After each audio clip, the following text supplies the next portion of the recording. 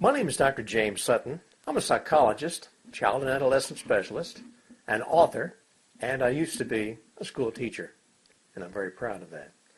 I've known Izzy Kalman for a number of years, and I'm very familiar with his work on bullying, a very popular topic today, but Izzy has a very strong conviction that many times we're working on the wrong end of the problem.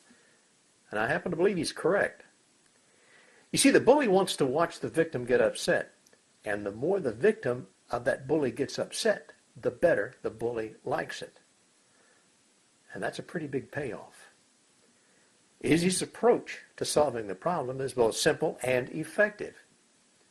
Empower those being bullied to respond in such a way that it leaves the bully without the payoff.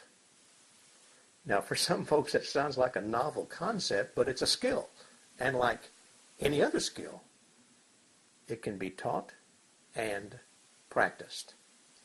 Perhaps a great example of leaving a bully without a payoff comes from the great Wizard of Tuskegee, a story about George Washington Carver.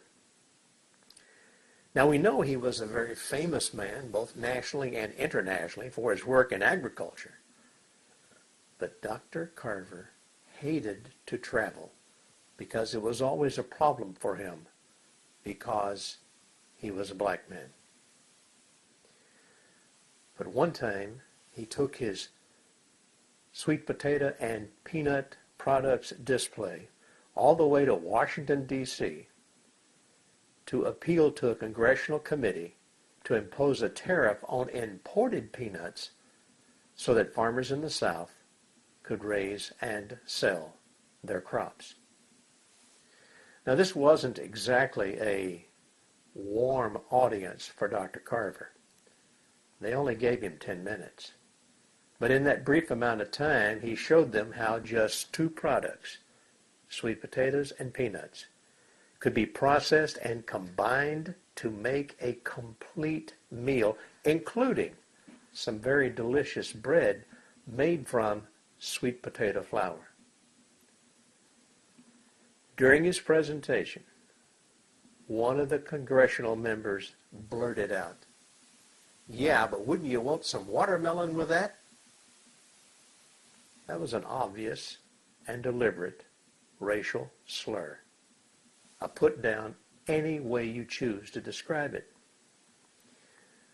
Well, Dr. Carver did not ignore the issue, but he did not become indignant and upset.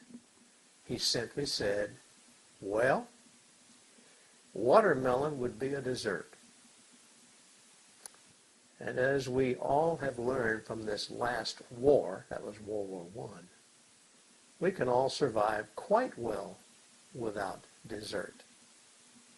And that was a turning point in his presentation. The committee became so interested in his work, they gave him an hour and a half of their time. And yes, the tariff on imported peanuts was imposed. As a result of that, farmers in the South were able to produce their crops, and new hope was given to them and their families. And the rest, they say, is history.